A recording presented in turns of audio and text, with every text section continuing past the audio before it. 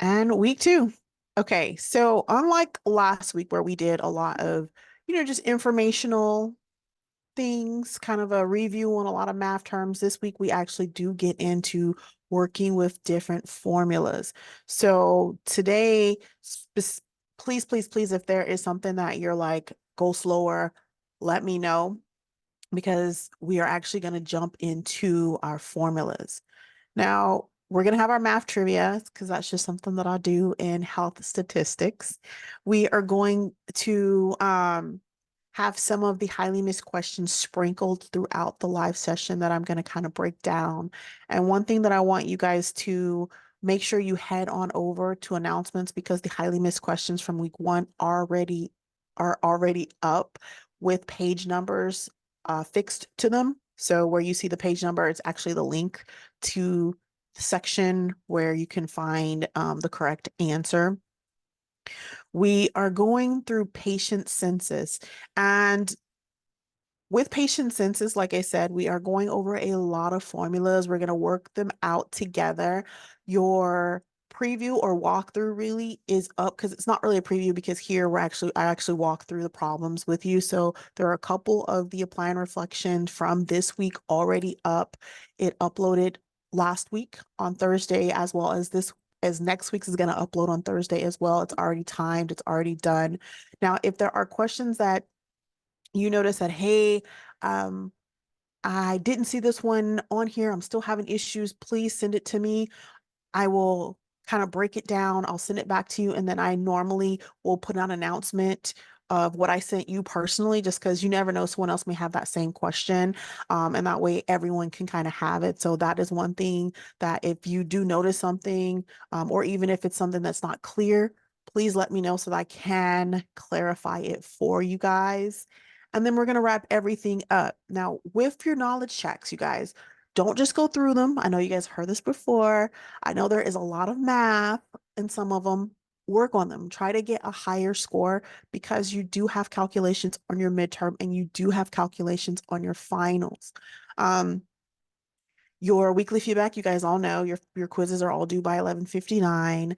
And don't forget to work on your apply and reflection. So for those of you that are watching the playback, of course, it's health statistics and we're talking about numbers.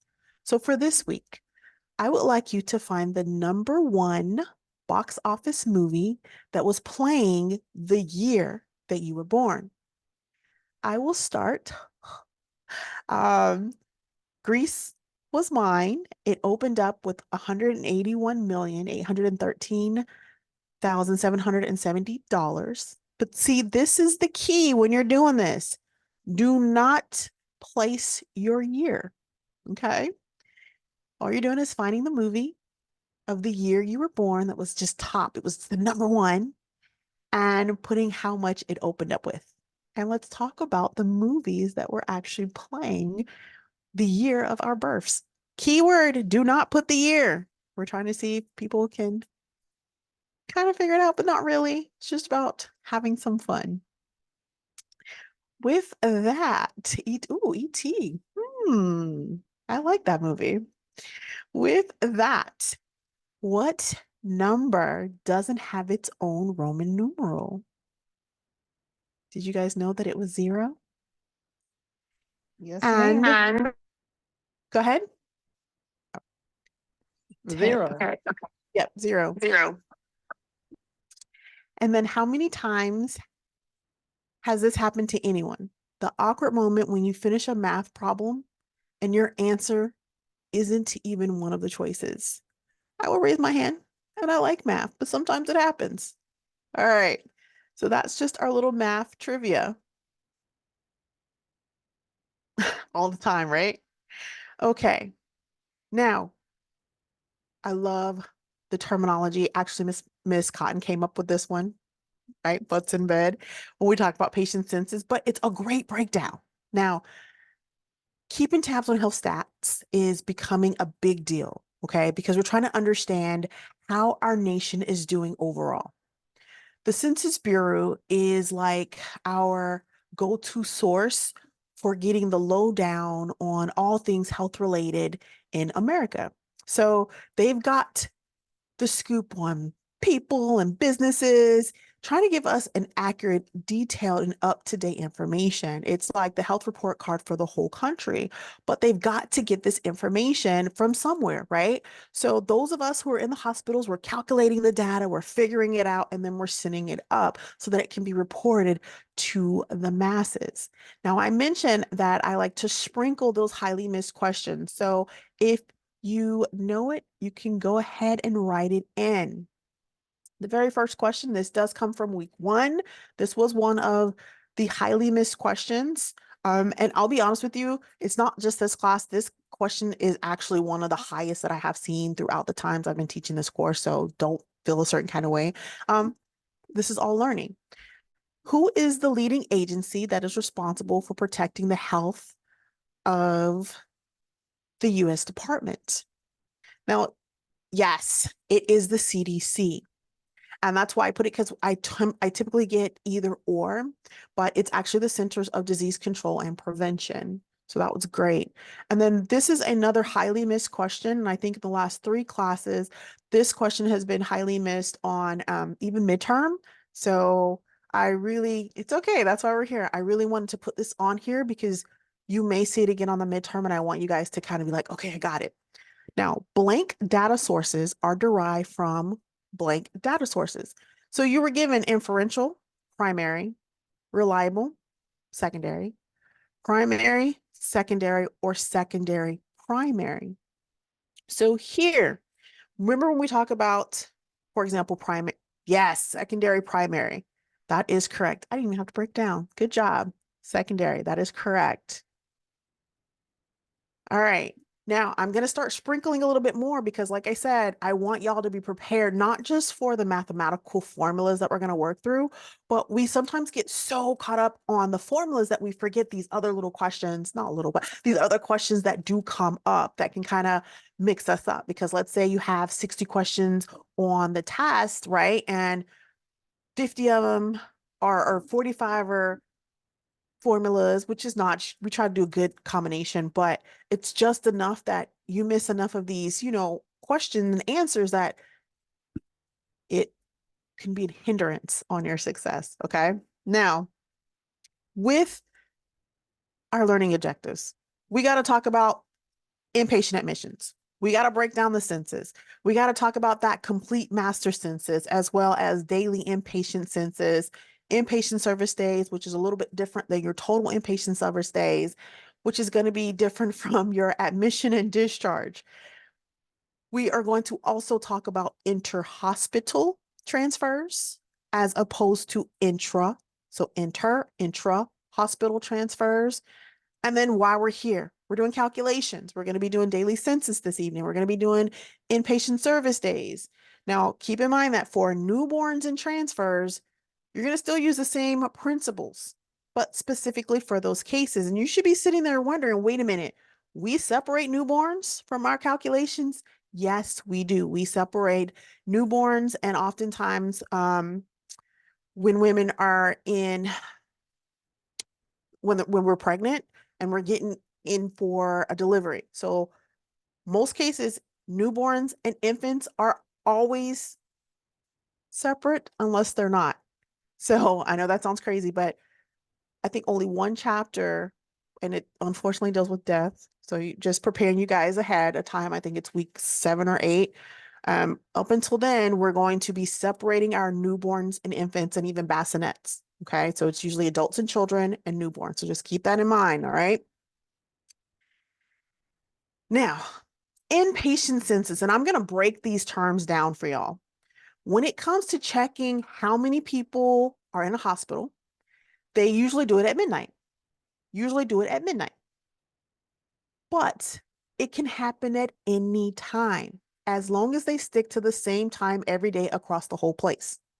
Why did I say that? Because this has been, I think, out of all the questions that I have ever seen, this has been the highest missed question. Because when we go through the book, you'll see 1159, right? Making sure that your census is done. However, the question is going to be specific where it's going to ask you what time doesn't have to be done. This is the key. For those of us in the hospital, it's hard for us to break that midnight 11:59, right? But when you go and dive into the chapter, the actual answer I want you guys to be looking for is the same time every time. This came about because now we aren't always in the hospital. We have surgery centers, same day surgery centers, doctor's offices that may have patients coming in and they may do a census. So now we kind of have to shift our brain. And when you see that question, and you're going to know it because it's going to come right out there, it has to be at the same time every time. And I love our system used to go down for 5 minutes after midnight. So at that particular facility, it's going to be at that time. Okay. So at the same time every time. Now, for the daily inpatient census, it's like, again, counting each head at the midnight check. That's why the system will go down and they're doing all that. But then you add in anyone who showed up after the last head count and then they left before the next one. It's making sure that there's no one slipping through the patient counts, right? And you're just making sure that you have everything counted appropriately because people are looking at this information. So in each patient care unit, PCU, they keep tabs on everyone coming and going, the ones getting admitted, the ones getting discharged, the ones moving around. They call it ADT system. Short for, those in the hospital with me, you guys already know, admissions, discharges, and transfers. Exactly. Register if we, exactly. Insurance information is huge because we're always talking about reimbursement. Now, all of this information from each patient care unit, PCU, gets put together to create that big picture. We're looking at the whole facility, like a hospital-wide head count. You know, you have a fire drill, everyone goes outside, and then we start counting to make sure we got everybody. It's the same kind of concept. It's not just anyone hanging out on its own. This data is bundled up within different computer programs. I know Sasha is very know where I'm going. I have all this information in the computer programs and you're counting it. You're making sure that it's done at the correct time. When we talk about transfers, they mean patients doing kind of like a little shuffle within the hospital, going from one PCU, patient care unit, to another. But you're keeping things kind of like in the family. Okay. So you're still in the house. You haven't gone to the neighbor's house yet. You're still in the house. All right. Now, with your daily inpatient census, and you guys are going to really want to kind of hone in on these terms because these are going to be those terms that are usually matching. It's a snapshot of all the patients treated in a day, a full 24-hour period.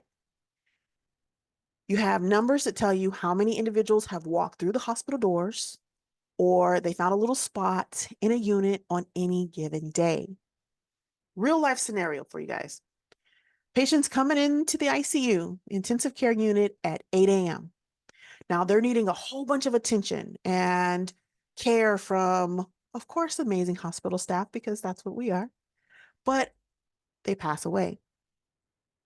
During the day, they have been part of the daily inpatient census, where a measure of the activity and care happening around the clock.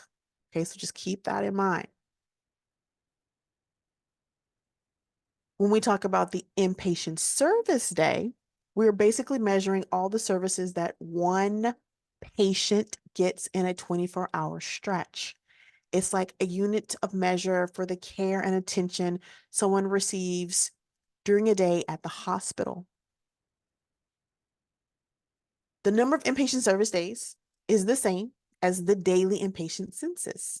In other words, each patient treated adds on service days to the count. We're tallying up the care happening in a 24 hours span. So I worked in the ER, but I had to do direct admissions coming in or patients going from the ER to the floors, babies being born or transferred from the other hospitals to ours. So at your facility, did you guys include the infants as well as the adults? And then while And then she's while she's in the, are you talking about like when we run a census? Yeah, when you guys are done when the you guys are census. done the census. So I used to work only in the ER. So from the ER, I used to run the census basically to let us know which accounts were not fully registered. So that's how we caught, how many people left without being registered or without any information. And then we just had to basically either run it through, or sometimes, they were John Doe's and Jane Doe's and other people's names with no current info. So, I mean, it is a loss because we don't have anybody to bill. And some people, there were frequent flyers, and yeah, so sometimes it was a loss, and sometimes, we had to basically go based on what was in the system. And sometimes the system can check if a patient has Medicaid. That's one thing that we were able to check, whether we had all their info or not. So And I love that you said that because it kind of like is letting you guys know that these are big because this is how these hospitals are getting paid. And you heard Miss Sasha say sometimes they had to take it as a loss. The hospital does not like that. Keep that in mind. But what do you do, right? Like if you have in the ER, they usually have a lot of those frequent flyers. And I hate to say that, but that's unfortunately what they are. They are frequent to that particular facility. Um, and there are a number of important issues like that include, let's say, we talk about one service day, we keep it a whole. We're not breaking it into fractions, right? The day that someone gets admitted is counted as a full inpatient service day. But when it's time to leave, the day of discharge does not get counted. That is big. All right. Every admitted patient automatically clocks in at one service day.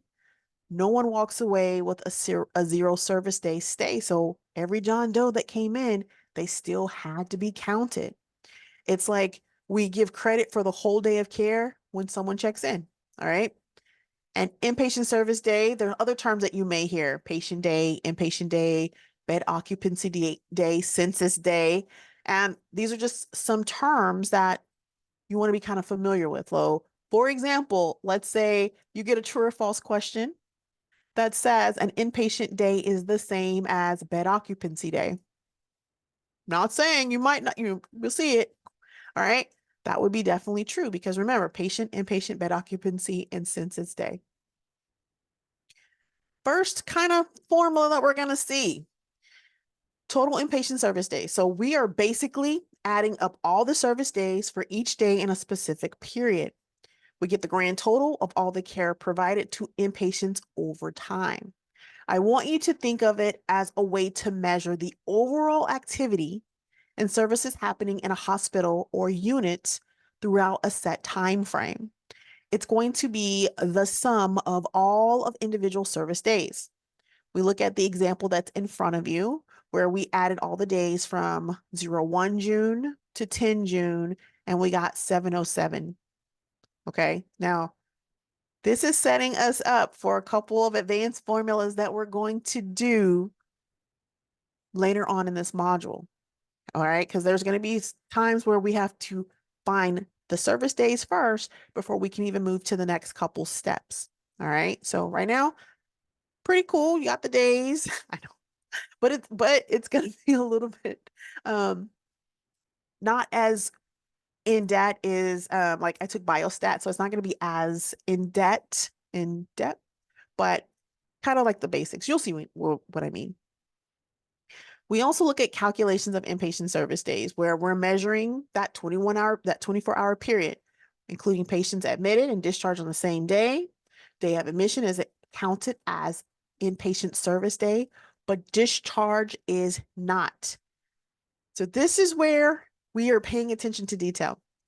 The chapter lets us know that the usual reporting period begins at 12:01 a.m. and ends at 12 a.m. midnight. The usual reporting period. One inpatient day must be counted for each inpatient admitted and discharged on the same day between two successive census taking hours. All right. We're still just breaking down the terms right now. Transfers in hospitals. Whenever we move patients, the number coming in and going out might not be exactly the same for each unit. Keep that in mind. Now, the overall balance, though, needs to be equal for the entire hospital. For every patient entering a unit, there should be a corresponding transfer from another unit somewhere in that hospital because you have 100 patients in the hospital. We need to be able to account for 100 patients. Now, they may have transferred from ICU to a step down unit, but we still need to have accountability for everyone in that hospital, meaning patients can shuffle within the hospital for like diagnostic procedures or being moved to another area or advanced care. That type of move within the hospital is INTRA facility, and between different facilities is inter hospital or interfacility. You will see those again, I can promise you. And they are counted as both admissions and discharges. So, recap, moves within the hospital, intra, INTR facility. And then when we're talking about going in between facilities, you will either see inter hospital or inter facility. Now, transfers within a unit, of course, can vary. They need to even out when you look at that big picture of that hospital, right? Because every patient in the hospital itself has to be counted. Now, anybody entering a unit should match someone leaving on the same day. If the numbers don't line up, it could be a sign that something's going wrong in the reporting of that particular department. Now, the census data, newborns get their own special treatment in all calculations. Why we think of them as that VIP on the patient count. Now, the census at the close of one day is going to be 11:59. It becomes that inpatient census at the start of the next day. It's often referred to as the number of patients remaining, like the ones still standing. When patients get admitted to the hospital and the stays for at least 8 hours, but less than 24, a lot of times we say 23:59. The physician needs to report it using a code called observation or inpatient hospital care services. And this includes admission and discharges services of the same day. Okay. It's a specific code to capture the care provided when someone has been admitted. Maybe they stay for a little bit, they head home, all on the same calendar. This will definitely help keep track of the care that has been provided during these short hospital stays. Now, you may hear in and out, but you have to be careful because you tell me about in and outs being in the operating room, I'm going to be thinking of fluids, right? But when we look at census, we're talking about patients coming in, patients going out. You may hear A&Ds, admission discharges. You may hear counted in patient service days, or you may even hear not counted in a patient, not counted in inpatient census. Okay. You're getting to some calculations. All right. Now, the average daily inpatient census is the average or mean number of inpatient present in the hospital each day for a given period of time. Here's where I challenge you guys to grab your calculators. Now, a lot of times I kind of like break these down, but I always say trust but verify. I am human and 2 air is human. So sometimes my calculations may not be 100%. So if a hospital had 6,653 inpatient service days for adults and children and 155 inpatient service days for newborns for the month of May, what was the average daily inpatient census in May? And then you're rounding to the nearest whole number. There is only one thing that is not evident in this problem. How many days are in May? 31. All right. So that's where I got that 31 from. If anyone is asking or wondering, where did that 31 come from? There are 31 days. Okay. So what we do is we take the inpatient service days, 6,653, and then we're going to divide that by the total number of days in the month of May. You have that 155, but that is added information. a lot of times you'll get the same question and they may ask you for another part. Okay. So right now we're looking at inpatient service days and the days in the month, which happens to be May. You also see round to the nearest whole number. Now, if you guys remember, I mentioned that some of these facilities, depending on how they do their reporting, they want it by the whole number. They don't want decimals, but there are some facilities that will tell you, you need to round to the 10th, you need to round to the 100th, or even the 1000th. So here we're paying really close attention to rounding to the nearest whole number because this facility wants that. 214.61 is what I got, rounded it to 215 patients. Now, we discussed earlier when we're talking about these numbers for hospital data, adults and children are typically handled separately from newborns, unless the hospital administration says, no, we keep the groups in their own lane. All right. It's like making sure we're looking at each age group data independently, unless there is a specific directive to do so otherwise. And that's why we're bringing up the average daily newborn census. You start with the remaining census from the beginning of 1 month of a year. You add the number of admissions and births that happened during that period. Then you subtract the number of discharges, including any unfortunate deaths during the same time frame. And that's it. That gives you the updated patient counts. It keeps tabs on everyone who came in, everyone who left, and then those individuals who are still around at the end of the month. Now, health statistics is a little unique because there are a lot of formula. Cool thing is you don't have to stress. This is the one type of information or part of the information that you should have when you're taking these quizzes. Literally, you should have this information. Now, you don't have to stress because for your midterms, I'm going to have all the formulas ready for you. For your finals, I'm going to have all the formulas ready for you that you can preferably print out because you don't want to be going back and forth. And even though I hate killing trees, but this would probably be the best way because you don't want to have your formulas on another screen open anywhere, right? Because you don't want to go any back and forth, but you want to have all your formulas ready to go for your quizzes, for your midterm, and especially for your final. So here is this week's formula, okay? You don't even have to screenshot it because I am going to provide it for you in your announcements.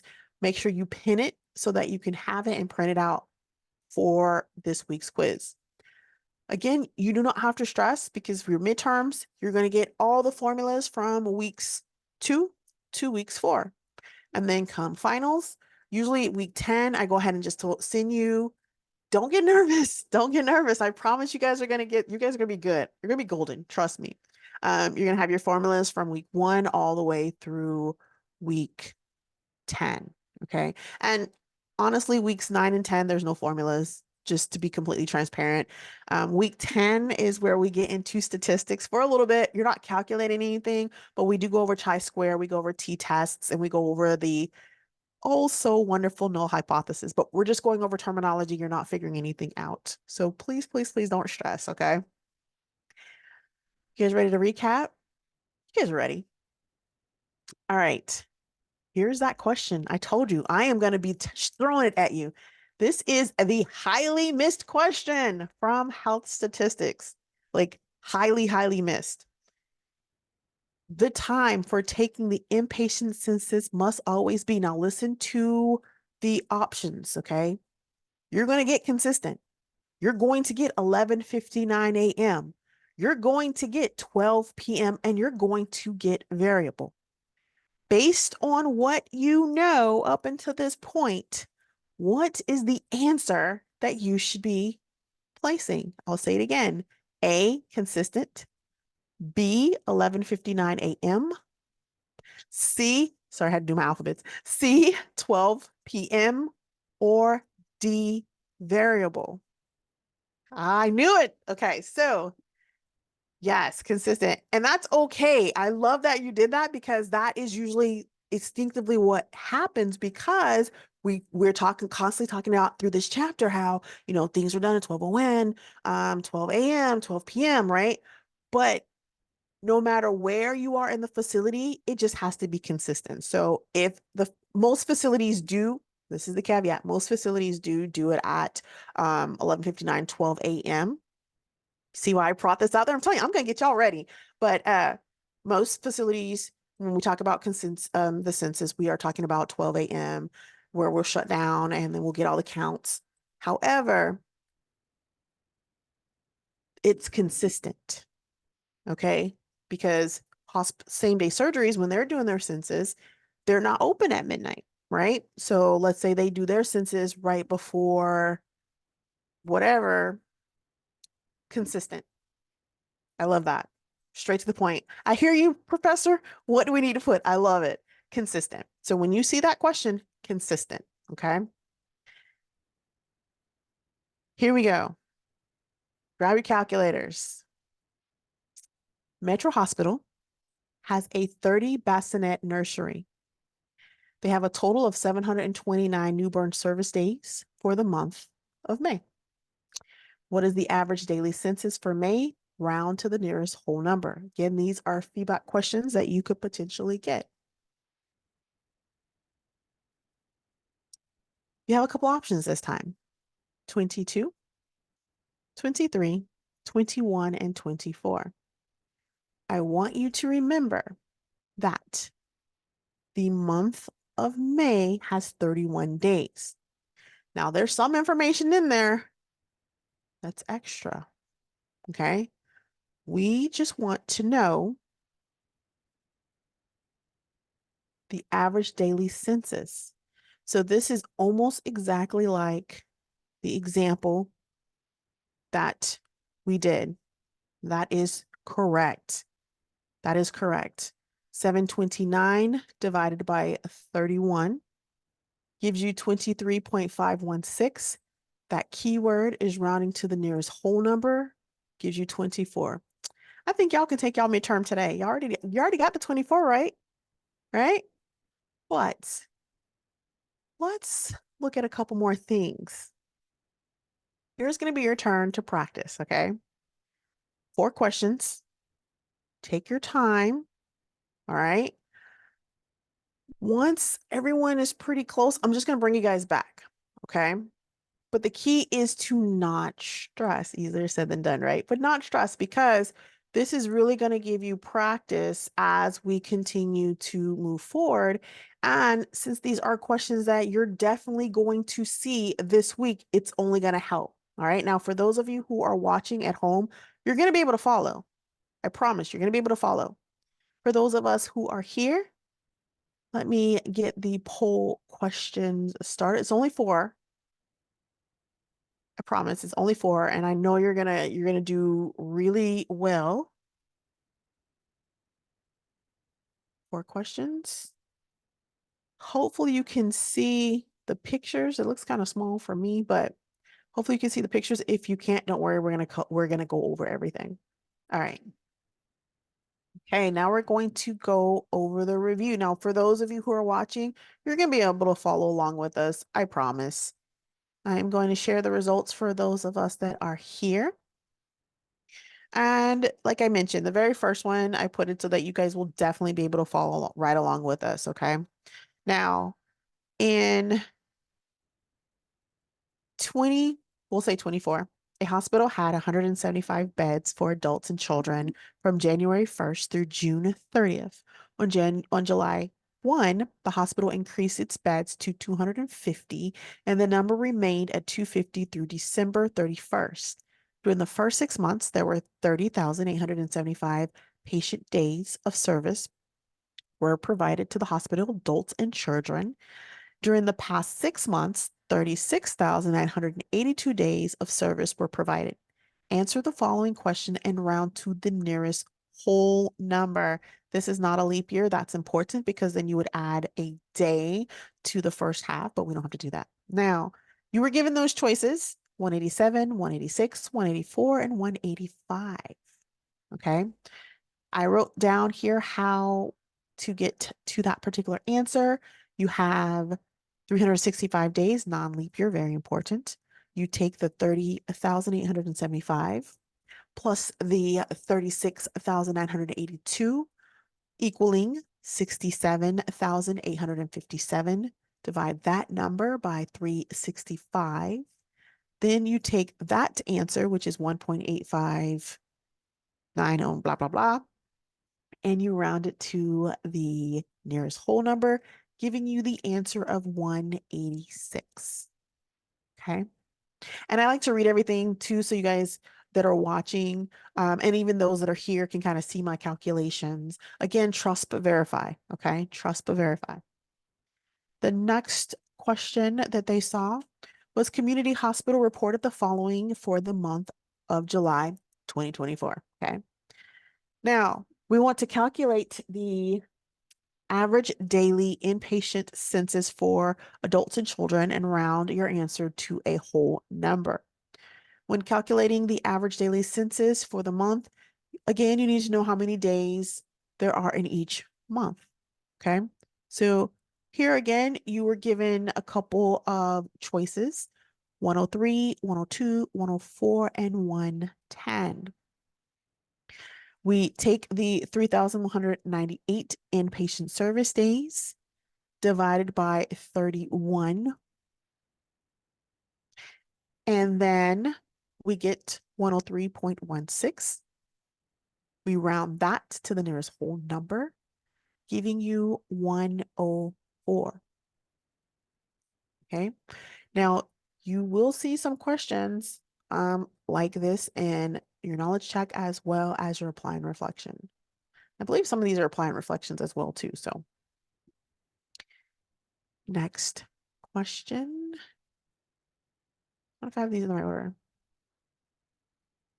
Okay.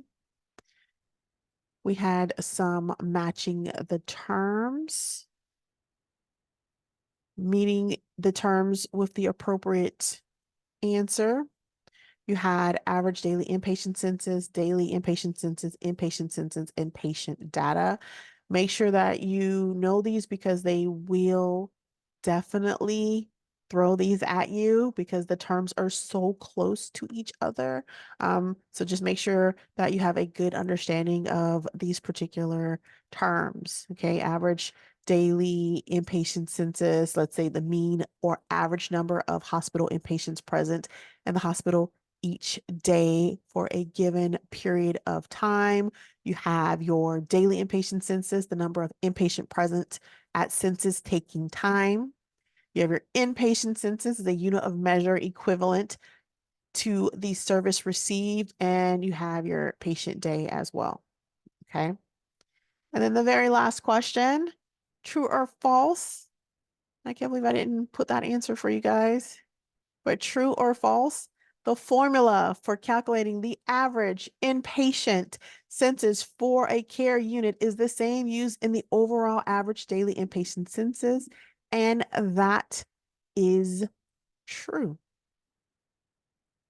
So for those of you who are here, how are you feeling now that you couldn't see the question for the first two? Okay, perfect. So I will post those on announcements since we've already covered them. You will get that tonight. I'll go ahead and post that tonight. Thank you for letting me know. That way you can kind of see them and then you'll see my work throughs. Um, so these, hold on, let me put these up. So then you guys will get these tonight. No worries. You'll get these tonight and you'll also get my work through so you can kind of see you may have some similar, you will have some similar questions. So you'll actually have a good go by. All right. With that, our chapters are short, but our information is very plentiful. So we have a lot that we cover. We did cover our math trivia. You guys know that 0 is the only number that does not have its own Roman numeral. Your highly missed questions have been sprinkled throughout this evening, but head over to announcements and you will get all the highly missed questions from your particular cohort, okay? With page numbers. So you'll notice that there is, like, let's say P61 ebook. Once you click on that, it'll take you straight to that particular page, or it should take you. I tried it out today and it was working. So it should take you straight to that chapter, to that page. I tried to get it to do paragraph, direct paragraph, but it our technology is not there yet. So just keep that in mind. All right. We did cover chapter 3, which was patient census, and we broke down a lot. Okay. Making sure you know those terms, making sure that you know that whenever we are looking at the census, it has to be consistent, consistent, consistent. Okay. And here is our wrap up. For those watching the playback, we're talking about numbers. This week, I would like you to find that number one box office that was playing the year you were born. No dates, just the movie and how much it grossed, how much money came in. And we'll share that in discussion forum. What questions do y'all have for me this evening? I have a question. Yes. Um, when you are, so this thing that we just went over, Mhm. what type of role do we have to use this? I love it. So, as you know, there's a lot of animation. A lot of things are animated, automated, right? I said animated, automated. But sometimes if you are, let's say the DON, they may need to know this information. They may need to know how to do it. Or more realistically, let's say the automation goes down and then we're having to go back and try to calculate it ourselves. So maybe your registrars will definitely need to have this information, and then a lot of upper management. So if those are different places you want to kind of go into, is that what you're thinking? You know, Mrs. Cotton, she has sent me some job leads Mhm. a couple months ago. And what's crazy is that I did this type of job for 8 years and when I worked in the ER, and I quit that job literally like almost 10 years ago. So you're So trying to make sure. Gotcha. right, right. So us going through this now in the class, and I'm like, man, I used to do this stuff. And what's crazy is I don't even add this type of skill to like my resume. Like, I don't know. I feel I like in would, my, I I know. would if I was gonna say if you still wanted to go down that path. Yeah. Yeah. But if you are not looking to go down that particular path, um, yeah. Without, So yeah. on Friday, I tuned into like a webinar. There's Mhm. this one lady that I follow on Instagram. I actually met her through an AHIMA training that I was Oh, invited. And so she's always sharing like how to leverage like your income and what type of job for like a RHIT student and new grads and stuff. And I literally sat there for 2 hours listening to this girl just share like all these tips and stuff. And she basically said like people who get their resumes overlooked is because, we get intimidated when it says, oh, well, you have to have the experience. And then in our brain, we're like, well, we don't have that experience, but we actually kind of do. yes, you do. We just Yep. don't ever mention it. And so, like I said, you going through this stuff, I'm like, oh, but I used to do this. I used to do the census. I used to do admissions and all this other stuff. But I never really think about it because in my head, it's like, well, I was just this registrar in the ER. Yeah, no, I would definitely put this because you never know what doors and avenues this can open. You might not necessarily be doing that section again, right? But then you may be over someone who's doing it and you have the know-how. You know, you have the skill setting. You're actually a subject matter expert in a lot of this type, you know what I mean? Because you were in that role. And it will definitely get your resume through the algorithm. So everyone knows that when we write our resumes, there's certain terms that the algorithm picks up to get you to move to the next step, right?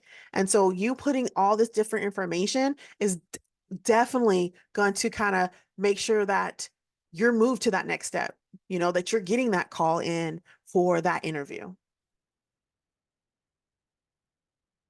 Yep, using the keywords. Definitely. Love that. I'll be Thank you. using you a lot for because you know what I mean? You've done this, so you know um how it actually works. You know You what I know, mean? I didn't, I, I didn't even want to do it. Like they kind of forced me into learning it. And that was only because I was working third shift. They're Yeah. like, well, since you're working third shift, then you need to know how to do admissions. And I'm like, well, am I Mhm. gonna get an extra dollar for this? And they're like, well, no, because at that time it was like a race freeze. So Ah, yeah. and now But look, I know, right? I'm like 10 years later, I'm like, oh yeah, I used to do this. I love that. And anybody else, there's different skill setting that you may have done that you're probably like, wait, once you guys talk to the career services, remember you guys are doing that on, well, for us, week 5. Okay. You guys are doing thank you letters, I believe, but you're also going to be talking about resumes and everything that you're thinking, everything that you're doing. I would even start writing stuff down. Like when you're in, like now that you're taking this particular course, write things down. When you guys are in HIT 620, you guys are in HIT 410, you have been exposed to different systems. You've been exposed to 3M. You've been exposed to Meditech. You've been exposed to Nuance. You've been exposed to ECHO. Of course, we know when they're working, but you have some type of exposure to it. So these are things that you're going to make sure that you write down because it's definitely going to help you get that edge. It's going to help just to put you um, to be noticed a little bit quicker. So constantly bring in this stuff, and I honestly love that. You guys are in module 5, but module 7 is going to be here. My finger didn't snap. It's going to be here just like that before you know it. So if you guys have any questions, especially you guys are going to definitely talk to Miss Raposa, Melissa Raposa, who is our like point of contact for career services. But if there's any additional questions, we're all here. Okay, we're all here. Especially if you have questions on why did this, is this relevant? They can pull out things that you'll probably be like, oh, that's right. Oh, I did that. Oh, you know, so everything is relevant. Let someone else tell you it's not. You know what I mean? As you guys are getting this stuff together, let someone else tell you, but you sell yourself. Make sure that you're like, I am the queen or I'm the king. You know what I mean? And then somebody will be like, yes, you are. However, let's change this so that it matches this particular job. And then you're also making your job, your resumes and stuff related to your particular job. But they're going to go over all that.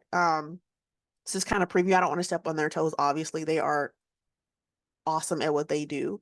But one of the biggest things is to not feel intimidated.